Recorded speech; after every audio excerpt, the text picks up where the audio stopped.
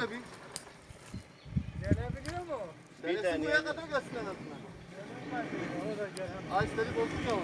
Belki kurtarır. Geliyor mu?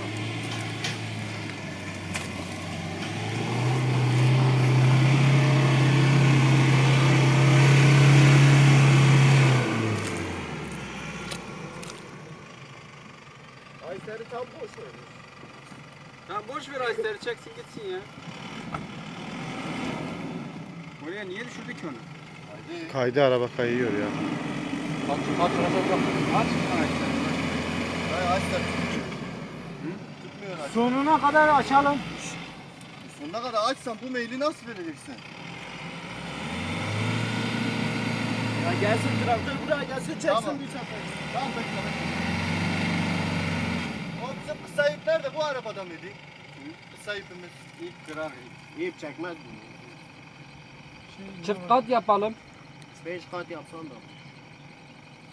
Onu aç hele ağaçları bir. Sıyıracak mı o?